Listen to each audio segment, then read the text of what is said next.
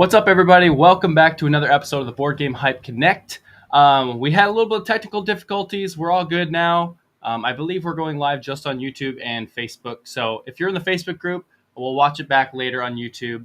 Feel free to jump over. I just posted right now on the Facebook group, I believe, and it's at the very top. So if you missed it live on YouTube or anything, go over there and you should be able to access it. But anyways, today we are talking about overcoming crowdfunding failure. And we have a very special guest by the name of Gabe Barrett. Welcome, Gabe. Devin, really appreciate you having me on. Yeah, thanks for jumping on. This is obviously a topic that's pretty close to your heart right now. And, now that with the failure that happened and the overcoming of that and the success, I'm really excited to chat a little bit more about that. But like you always say, how'd you get into game design? And tell us all about the process leading up to from start to finish. Start to finish. Wow. Okay. Well, how much time do you got? So I got into game design. I got into designing games back when I was in college. We were playing D&D and I got introduced to Catan and all these like hobby style games, just kind of like everybody else. And then you get that itch, man. You get that bug. You're like, I think I could design some of these. And then you do it and you're like, this is a dumpster fire and these are awful. And you realize that it's not as easy as you maybe thought. But, if you stick with it, then eventually you get at least mediocre at it. And that's where I was for a long, long time. And just designing games for fun and as a hobby and not really thinking about publishing or trying to get anything on the market. It was just an escape. It was a way to kind of shut my brain down from whatever craziness of life was happening. And at the time, especially I was living in Honduras and dealing with a lot of stuff, doing ministry and living overseas. And so game design was just this like wonderful place that I could go to where all the stuff of life, disappeared. And then that turned into starting the Board Game Design Lab podcast and then getting more and more into designing games and then pitching games, publishing my own games, running crowdfunding campaigns. And so it's been the journey of the last, 15, 16 years, something like that, of designing and then publishing for the last 5 or so. So, all the adventure along the way. Yeah, and it's a long process. I mean, like it's been awesome to see everything. And the Board Game Design Lab is where my home began in this career, in this industry. And so I have a lot to thank you for. That could be a whole podcast right there. Is the amount of stuff you've done to help everyone else out. And what are we at? 15,000 something now? Yeah, it's coming up on 16. It's kind of crazy, and it blows my mind how many people on a daily basis are continuing to join the group. It's one of those things like as it picks up speed, it picks up more and more speed. So I know every time I look in, as the moderator, I look in and I'm like, oh my gosh, 20 plus member requests. Yeah. And now we have to, go through all that and whatnot. But let's talk about, failure and overcoming like this actual topic here. In your opinion, what is the definition of failure? Can you kind of describe what failure means? Yeah, for sure. So failure in the context of what we're talking about isn't really failure. It's one of those things. Failure is a good word that drives clicks. It gets people to go, ooh, they want to learn more. It kind of opens up that loop. But failure is really where you quit. It's where you stop. It's where things didn't go the way you wanted them to. And you're like, all right, done, moving on. But even that, like you're still learning, you're still growing, and so a lot of times when things don't work out the way you hoped, even if it's a success, there's a lot of successes that feel like failures because they didn't get the level you thought it would, right? So you had a crowdfunding campaign, you hoped it would make, so your goal was 20,000, but you really wanted it to make 100, and so if you made 75, you're like, I didn't quite hit what I was really going for. So even that success can feel bad sometimes. So failure is just kind of like nebulous thing because what does it really mean, Because even the things that don't turn out, it's like, well, as long as you're learning and you're growing, it's not really a failure. It's just a learning moment. So, yeah, and I think it's also interesting because failure is one of those words that a lot of people are hit and miss on. It's like I kind of believe in the word because the amount of times I've failed at businesses I've done or things I've tried to do, and it's all about curveballs and adapting to the situation. And I think that's really important to understand about that word failure. It's like, it's not necessarily just like the worst thing that possibly could happen. It's a step forward in the right direction. And I love that. Edward, welcome, my friend. Glad we got it working. Hope y'all have a great week. TK crushing it with Galactic Cruise. Keep on going, man. But yeah, so let's talk about your campaign, Find the Fun. Before we go into a little bit more details, can you explain what that campaign was all about? Yeah, so it was too many things, which is part of the problem, and we'll talk about that in a minute. But at its core, it was a project aimed at game designers and people wanting to go deeper, either whether that means pitching to publishers and getting their games on the market that way, or running crowdfunding campaigns and doing the whole publishing thing themselves. And so the initial campaign was a book all about that process. It was also a fun little game about that process, and it was an online course about that process. And so it was a couple of like inexpensive, $20-ish products, and then this pretty, several $100 course as well. And so it was a lot going on. And my thought was, hey, let's do the whole thing. These are all the products I want to put out there. They're aimed at the exact same demographic, exact same group of people in theory. I'll talk about that in a minute.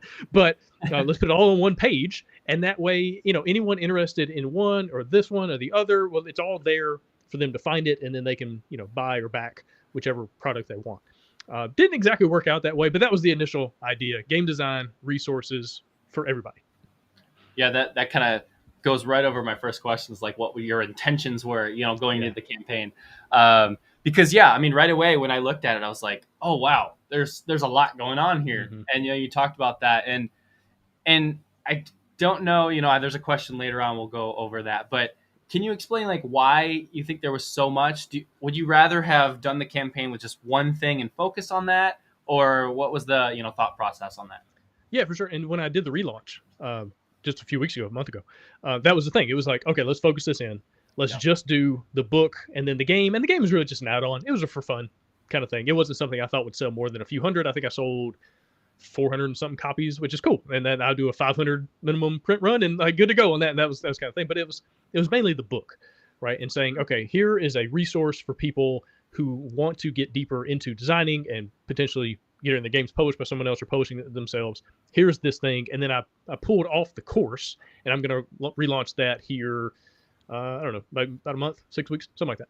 And because it really is, even though it's in theory for the same group of people, it's different, right? People that are interested enough to pay $20 for a book are different than the people willing to pay hundreds of dollars for a course. That's still, even though it's the same group in theory, it's still a different subgroup, if that makes sense. And so that helped a lot, and that made the page literally half the size. So it was less information. It was less to kind of figure out and take in.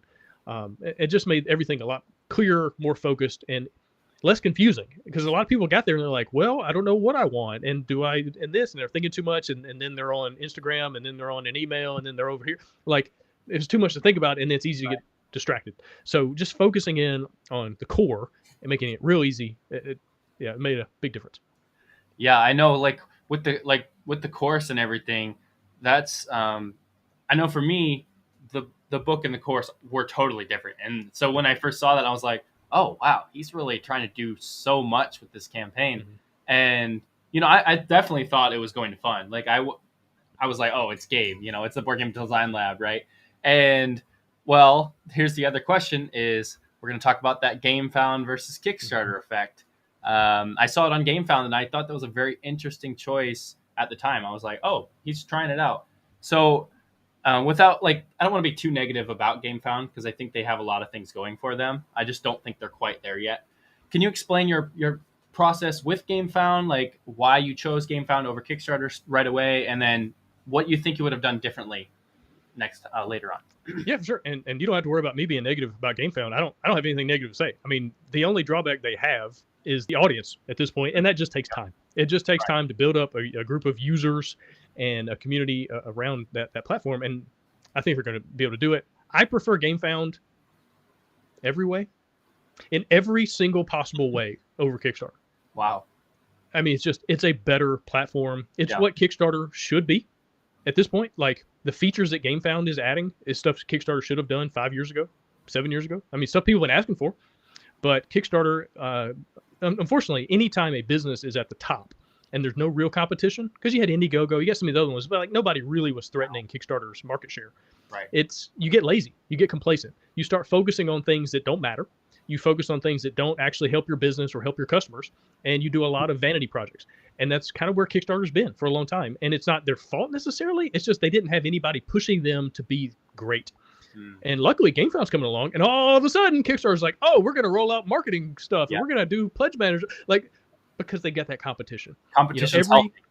Yeah, 100%. Every industry, every person, everybody needs competition in your life. You need someone to push you to be the best possible version of yourself you can be, and business is no different. And so, GameFound, all the features, being able to stretch pay, being able to launch right into a pledge manager that's just a seamless transition, being able to late back things. I mean, they cover the VAT. They help you with marketing. They do everything I would want them to do. Little things as well, like so for instance, if I put out an update, now Robomon was a game I launched last year, has done pretty well, and now when I put out an update, GameFound will give me all the stats for that update. They'll tell me how many people received the update in their email, how many people opened it, how many people clicked on it, and how much money I generated through that update. How many people who were followers of the campaign saw that update and were like, this is just enough to get me to want to back the project. I'm going to buy it now. And they'll give me a dollar amount, how much money that update made. I didn't know that part. Yeah, I didn't either. Until like the other day, I was like, what is this little dollar icon next to the update? And I clicked on it, and it was like, oh shoot, this is a game changer. And it's not like that's hard. It's not like Kickstarter doesn't have the money to be able to develop and do stuff like that. We're talking about very basic data, but it's not stuff that they're worried about. And so when I say GameFound is better than Kickstarter in every significant way and every minor way, I 100% mean that, other than the audience right now. And that's just going to take time.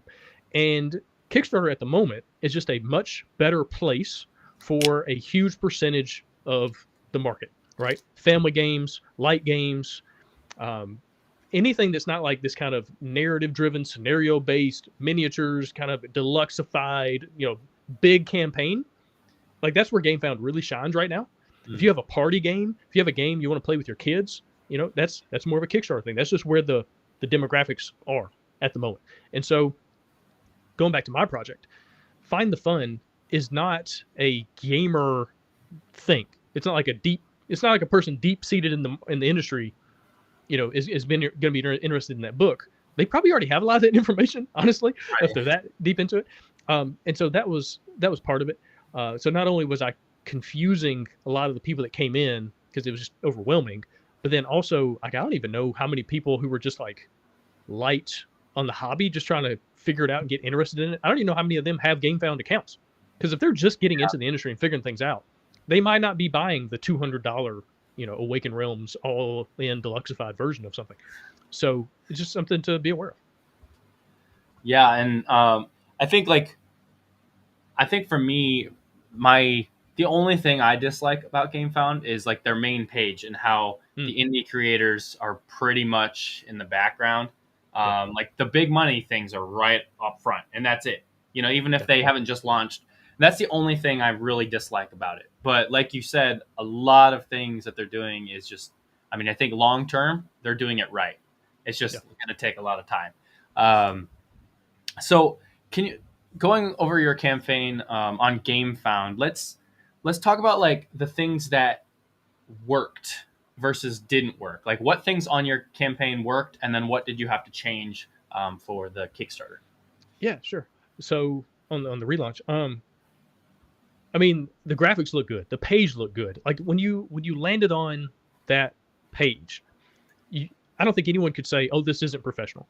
Like, it looked good. All the graphic design, like all the money and time and effort we put into building this funnel, which is basically what a campaign page is, right? You're trying to get people in at the top and then lead them down this story, basically this trail, to get them to buy the product. Everything was good. Everything was set up well.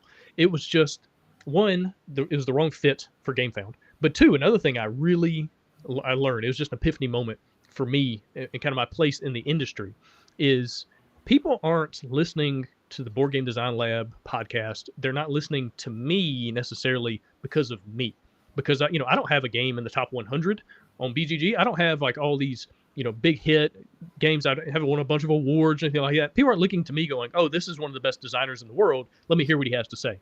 They're listening to me because I'm talking to one of the best designers in the world on my show. You're the messenger. Right. I am the bridge. Yeah. Right. I am the link between regular designers trying to figure things out and the best designers in the world who have either figured it out or are in the process of figuring it out, right? They're kind of in that space of expertise. I am the person in the middle. I connect y'all with them, so to speak.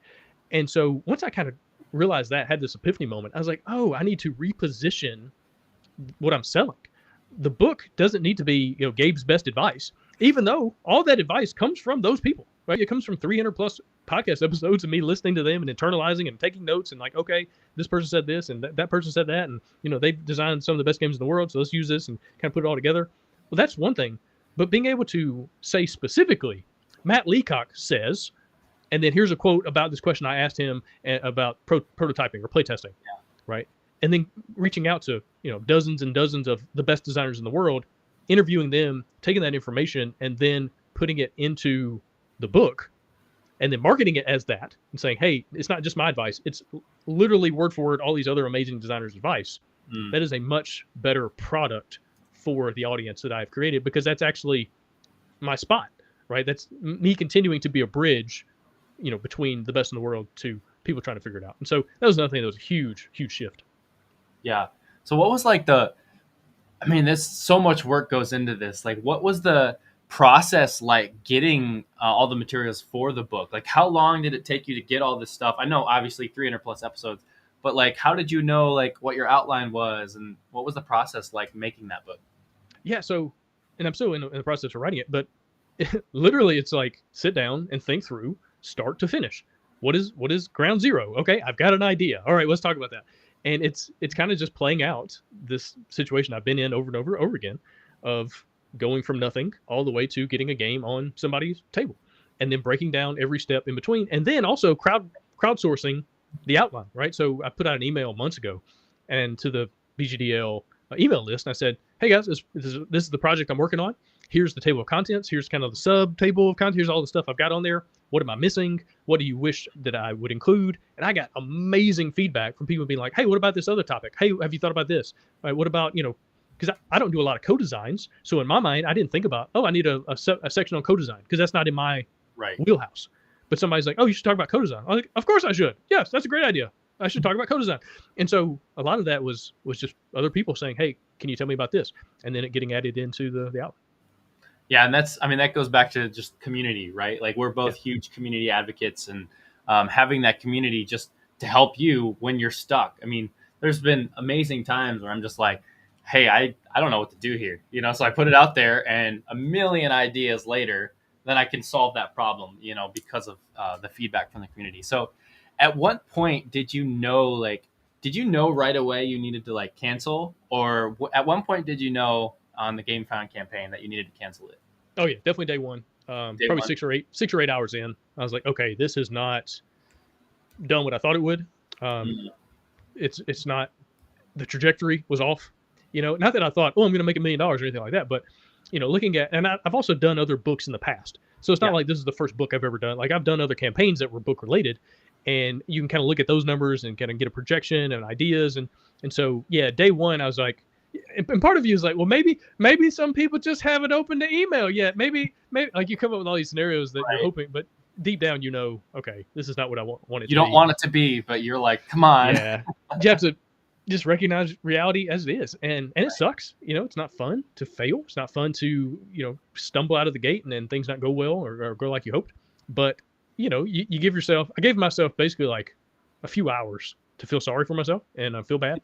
And then I was like, all right, back to work. And, I think that's healthy. Not to not let yourself feel bad, right? To press down those emotions, because they're going to come out eventually. They're probably going to come out in unhealthy ways. So you want to acknowledge the emotions and feelings and go, okay, this is where I'm at.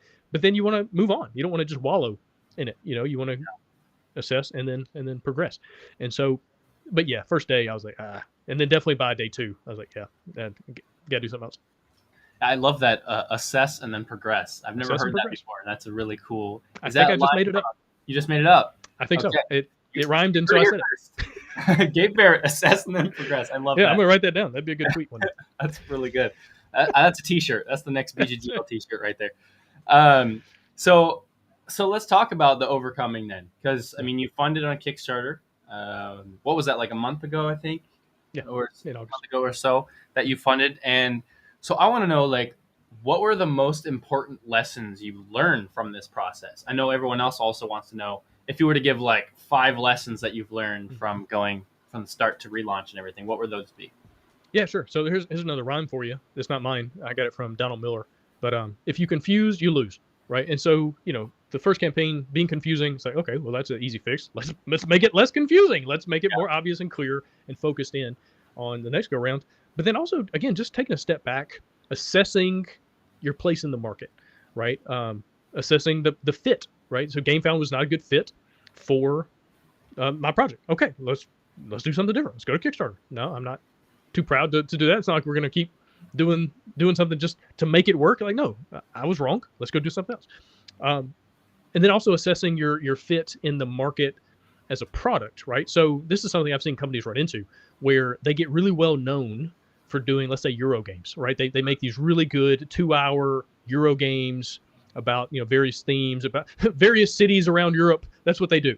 Yeah. And then they do a project that's like a 20-minute dexterity game, and they don't get anywhere near the same number of backers. Yeah.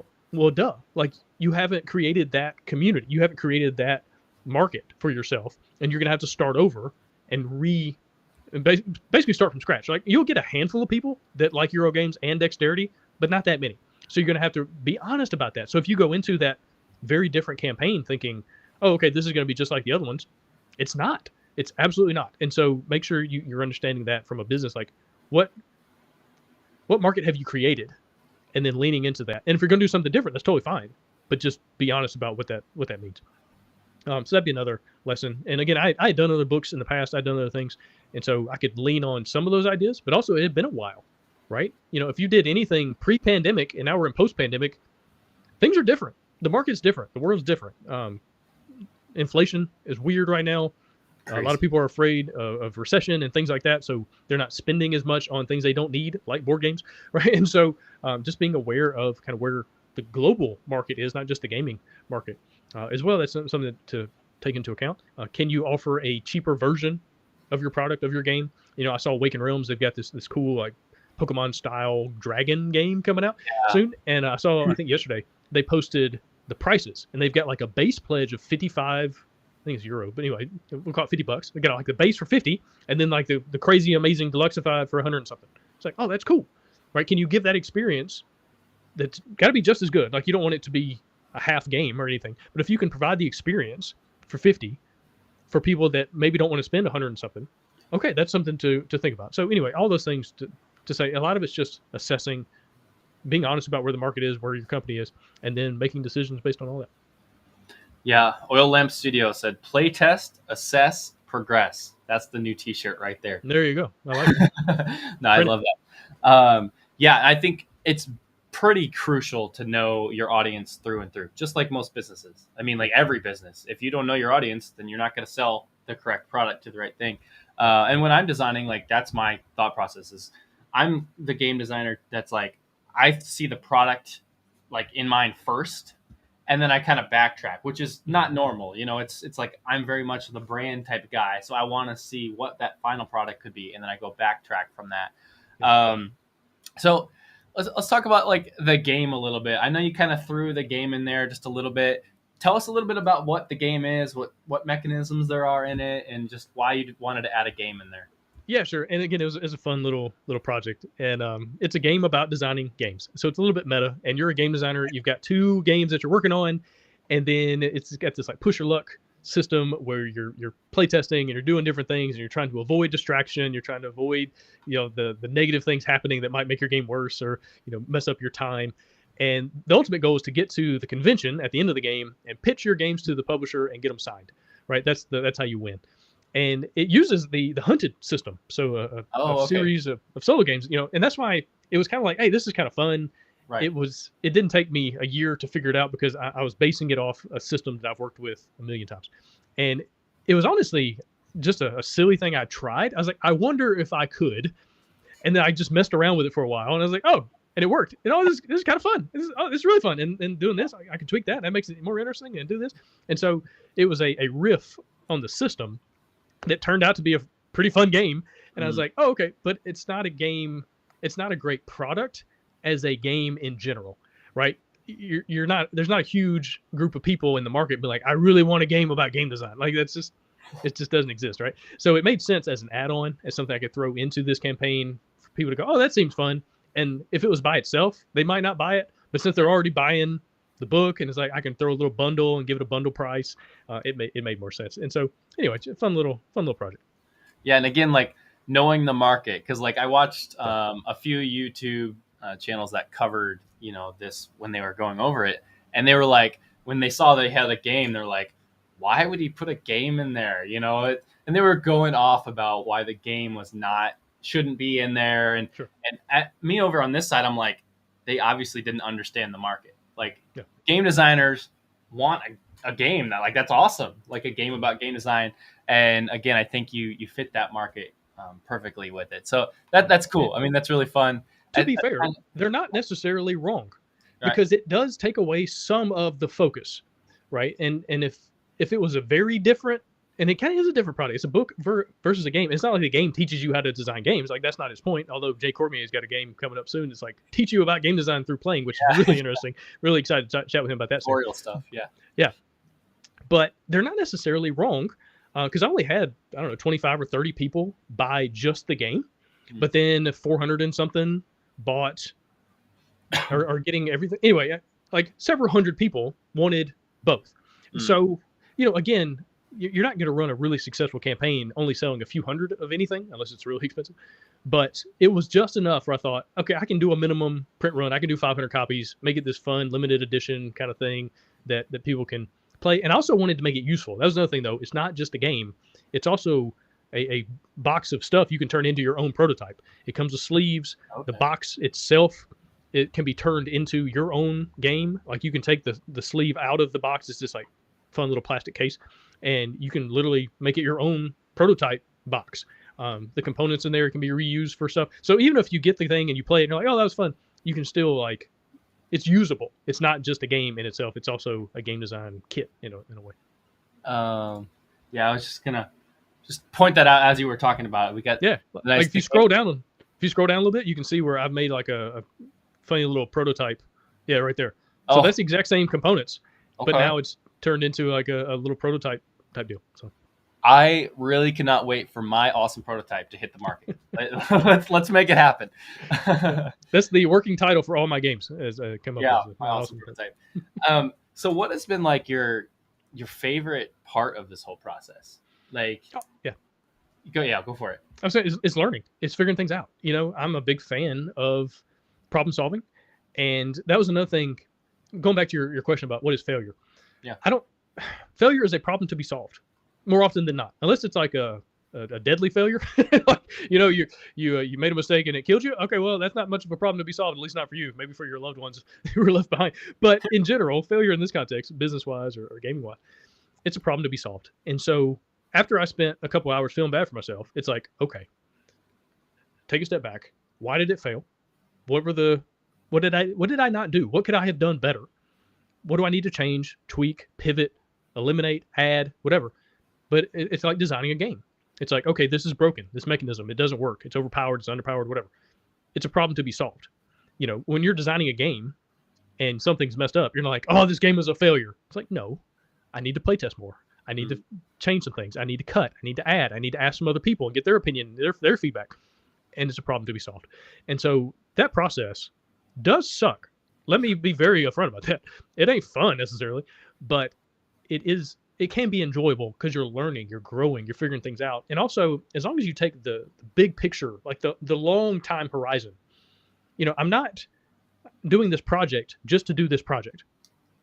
It's like I'm doing this project in the context of 5 years worth of other stuff. And so, in the big scheme of things, whether this project was a massive failure, massive success, either way, it doesn't necessarily matter, because in the big picture, it's a very small thing in a much bigger, mural or tapestry, you might say. And so that helps. One, you don't have these like crazy swings of emotion, high or low, with something. Oh, this is amazingly successful, and I'm super happy, or did terribly, I'm super sad. Like, no, this is just a blip in the radar for a much bigger thing that I'm working on. And so that's super helpful. A lot of times we only look at 6 inches in front of our face, and we don't think about, well, I'm playing the long game here. Like, I'm going to be around a while. I hope, if I live to be 85, I've got a while to do this stuff. And so if something doesn't go well, cool. I get to learn and grow. And then the next 10, 20, 50 things that I do will be informed by the way that this thing didn't go so well, and I figured some things out, solved some problems.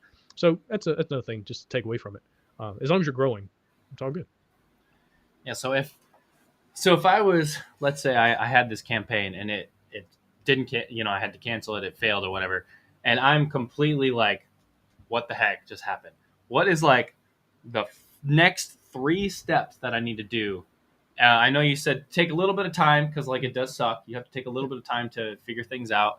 Um, After that, what is like the first thing you should do?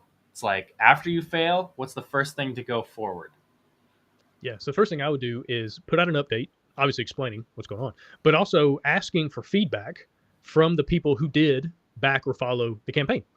I mean, those are the people who were either your fans, like they actually pushed the green button and say, I want this thing, or they were the people that were at least like on the fence thinking about it. And then they didn't pull the trigger for one reason or another. Maybe it was timing. They're like, I've got a lot of bills coming in this month, or I was going to back it in the last day or two. I just hadn't get around to it. Like there's lots of reasons, but ask those people first what their feedback is, right? And ask them specific questions, right? Come up with some ideas, maybe some thoughts about why you think it didn't go so well, and create a Google form, put those questions in there, make it kind of short. I wouldn't do anything more than like 5 or 6 questions.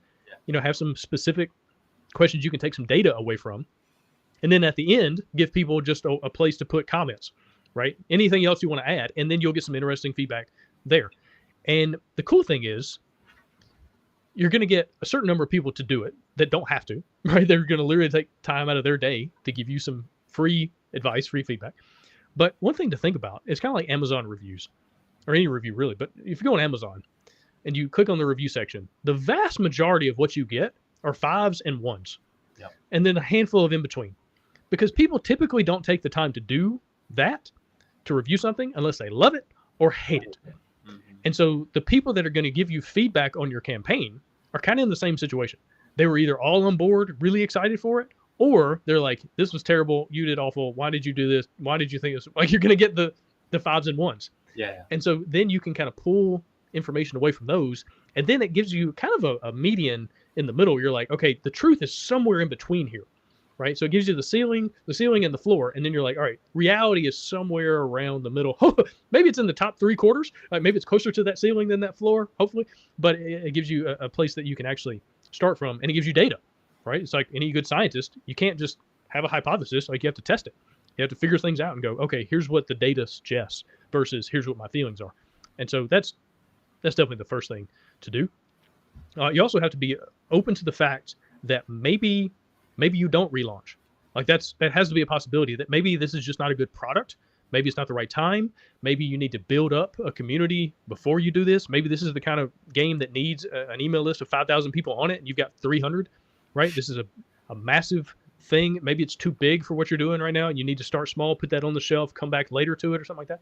Maybe it doesn't deserve to exist at all as a product, and the market just told you that. That's possible. And that, again, you just kind of have to have a real honest conversation. But start there, start with data, start with feedback, and then you can adjust and start making some changes. Yeah, I like to I really like to compare these games just like with product in mind, right? So like the MVP, the minimum viable product, is starting right away. For example, with your book, I mean, you kind of already knew people were interested in this because you had the book before. But for someone like me who was like, oh, if I'm going to put a book out there, I need to feel the audience out first. It's like, do they even need a book? Is there already enough books out there? Stuff like that. How can I be different and unique? Edward says, we definitely learned that everything takes much longer than expected. It makes a huge difference to grow slow. Absolutely. And that's like the grassroots marketing right there. That's my favorite thing. And I love that's exactly how you've overcome, this failure, so to speak. It's like you had that, and now you're like, okay, you stopped and you've made an outline. You're like, this is what needs to go. This is what needs to remain.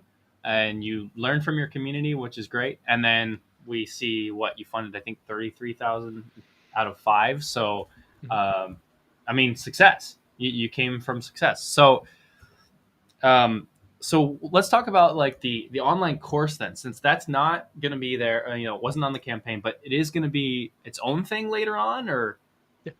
yeah, it's going to Yeah. be its So own campaign.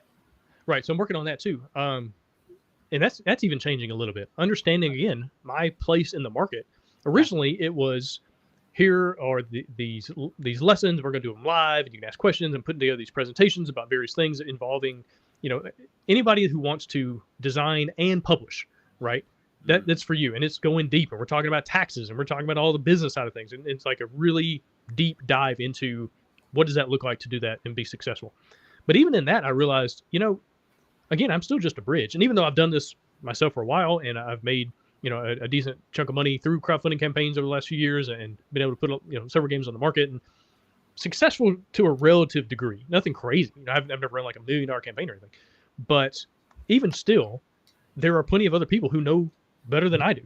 And so recently I've been in the process of reaching out and finding other people who are experts on certain topics and then bringing them in to do presentations and basically create a library, a catalog of information for anyone wanting to design and publish games. And it's not just me, it's also, here's this expert talking about playtesting or marketing or whatever.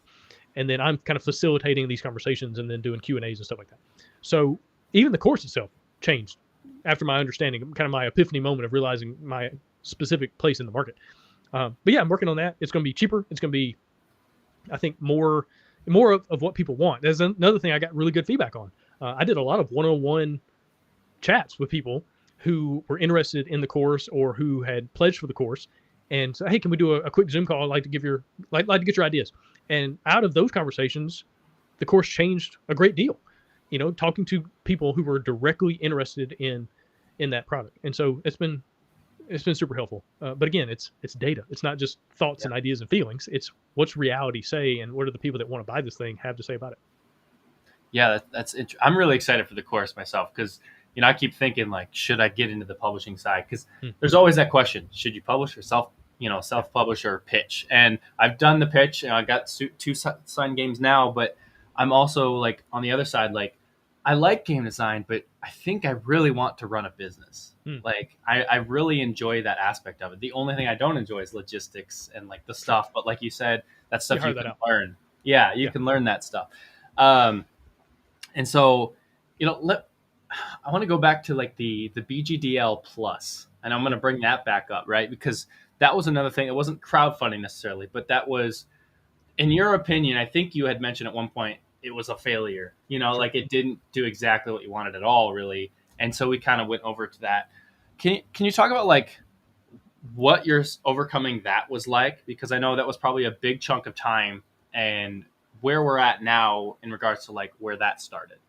Yeah, for sure. And, it's, again, as long as you learn and grow, failure can be helpful. And because a lot of this stuff with the course and the book and everything is based on a lot of that other stuff. It's like, okay, well, let's take out the best parts. Let's find the little nuggets of gold and chisel those out. And then let's reapply those in some other way. Right. And let's see if we can add some other things to it. And then maybe those will turn into gold. And then you make a bigger, better thing along the way. So BGDL Plus was basically its own social media site outside Facebook, outside Twitter, all that stuff. And where game designers and publishers could come chat about things. There were some online courses there. There were different things you could track your game design progress. You could talk directly with other people, kind of like Facebook, where you make a post and people can comment. You could chat with people directly through messages. There was a job board where if you needed a artist or a graphic designer, you could post that. Like, it was a lot of really cool things. And it was one of those things, it could have been successful if it was more than just me. Looking back, that's the kind of thing, you need a team. You need multiple people doing multiple things and a good chunk of money to float it long enough to become bigger, right? Because like there was an app that it had its own devoted app for iOS and Android. And so a lot of the technology in theory was there, but a lot of the technology, I was just having issues. So ran into a lot of back-end technical. Tech. Yeah. Yeah. And I'm not a programmer. And so I was always having to hire that out, which gets expensive, and, fixing problems takes a lot of time, takes a lot of money. And so it was just this constant thing. It's like, and then I was also doing everything else. Right. So it's not like I was only focusing on that thing. And so, looking back, that idea was one that if you're going to do it, you got to go 110% all in Yeah. everything. You got to say no to literally everything else to have a chance at it being successful. And, you know, so like I said, it could have been potentially successful with enough time, with enough money, with enough other people involved. But doing it by myself, it was not feasible. And then trying to also do my day job and still doing the podcast, like doing all these other things too. It just didn't work out. And anyway, that was a lesson learned. Yeah, I really like the play testing section of it. Like I used that a lot. Because I definitely I was a founding member and I really loved it at first. I was like, oh, this is great. And yeah, like you said, I could tell there was so much work that is just and it's really hard to do all that stuff. And it became kind of like a Reddit forum almost at one point. And so I could see people starting to really get into it. But then I saw your email and I was like, oh yeah, I could see why, it wasn't working, and just too much time putting into that. But, well, I think I want to go into just the podcast is now a video podcast. And you're not transferring those over to audio still, right? It's just video now? No, it's both. It's audio. It is. Okay. Yeah, the podcast like normal. Okay. It's a different format. I changed the kind of structure of it, but yeah, it's on iTunes or anywhere else you find podcasts. Got it. Okay. Yeah, I just must not have gotten the most recent one. I've really been really interested in that because it's like I saw you were doing all the audio right for a long. What was it? How many years have you doing that now? Started in 2016, so it was 301 episodes before I took a break. Okay. Yeah. Took a good break, and then all of a sudden, boom, the video podcast comes out, and I love. I mean, you got a nice setup now and everything. How much more fun do you think it is doing the video podcast than just the audio, or is it about the same? Or yeah, that's a good question. Well, it is a lot more enjoyable to have video because, for 99% of the podcast, I was in Honduras and my internet was not quite good enough to do video. So the vast majority of those conversations were basically like me on the phone. I mean, it was like a phone call because I couldn't see the other person, which is not the worst thing in the world. And hopefully people couldn't really tell that they're listening. But you miss out on a lot of the social cues. We're humans are such that we like to see people we're talking to, right? We like to kind of see the look on their face and look them in the eyes and see are they smiling, are they laughing, and so that's been so much better. And just being able to connect with people, even people I've had on the show multiple times, to connect with them through video and actually see their face has been really, really nice. And then, but again, it goes back to learning. It's a problem to be solved. And I'm still learning, still figuring out this whole video thing and figuring out the sound and the lights and all this kind of stuff. It's been fun to figure out that side of things. Tremendous amount more work. It was much easier when it was just audio. And now there's a lot more involved technically. There's a lot more involved with the editing and formatting and things like that. But it's been good, man. And I've had a pretty good positive reception. A lot of people that aren't necessarily listening to podcasts on their phones or in the car or whatever, they'll watch a YouTube video or they'll put the YouTube video on in the background while they're working on something else. Mm-hmm. And so it's not only been able to just be good to kind of do it again, but also I'm reaching more people that are they were looking for a different format, right? So podcasts weren't their thing, but they like YouTube. And then there's plenty of people vice versa. So it's been fun.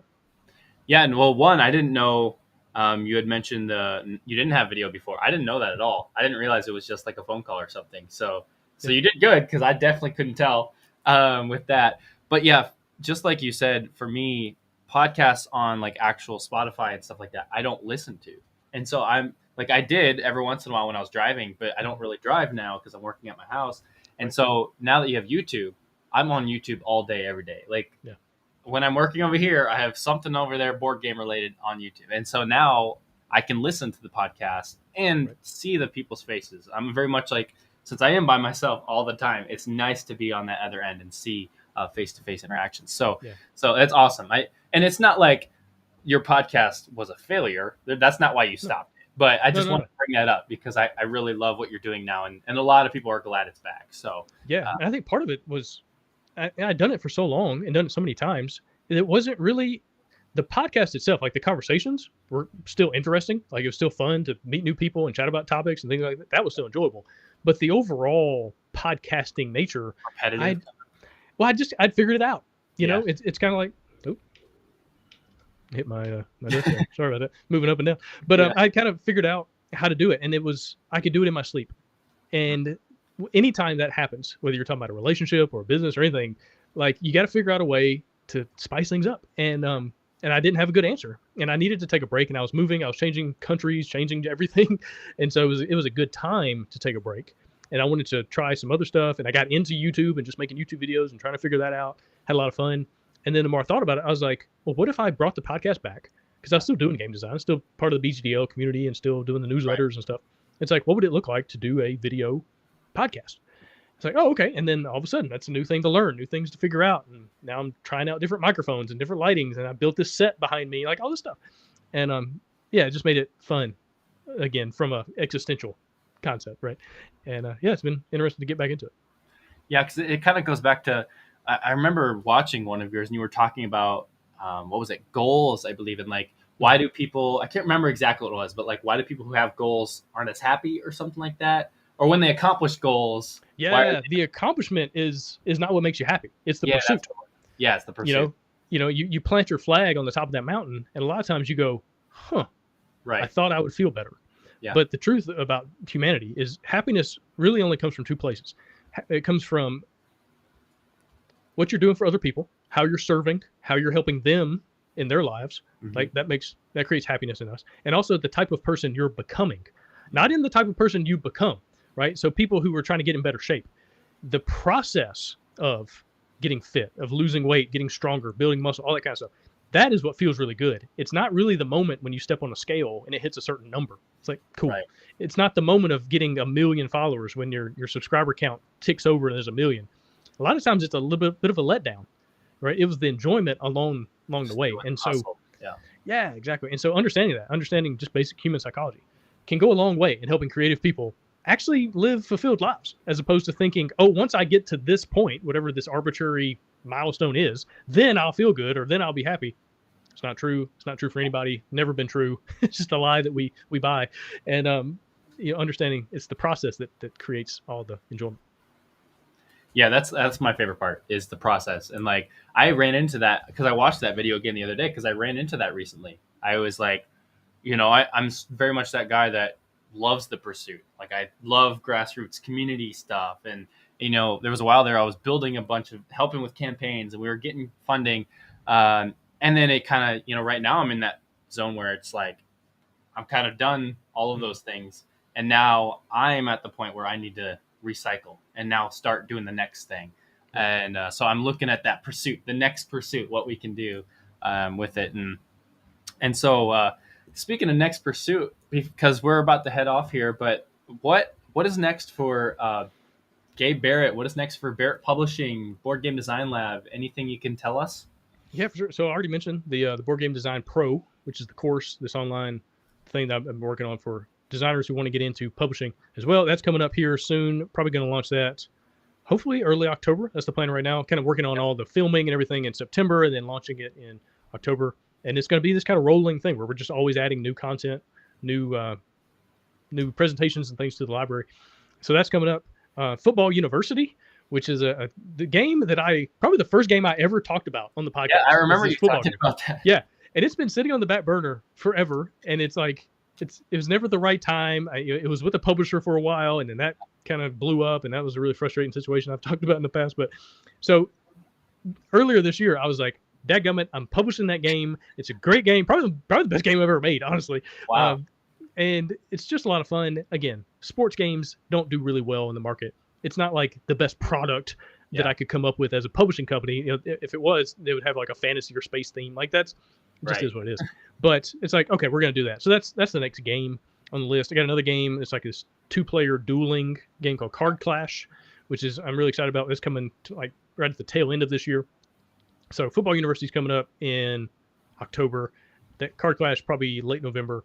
And then going into next year, I've been working on this idea of like leaning more and more into solo games. The idea, Best with One is this kind of sub printing publishing company I've been doing for a while for all my solo experiences, and just working on what does it look like to do more of those, right? To put more of those out into the world, leaning into that as my company and just kind of going all in on the solo experience. And so that's coming up next year. Got a lot of really cool things planned. I'm excited to share more about later. But yeah, Yeah. that's where we're headed. You always have so many cool things planned, and I'm always Too like, much. Too man, much. I want to do all of those things.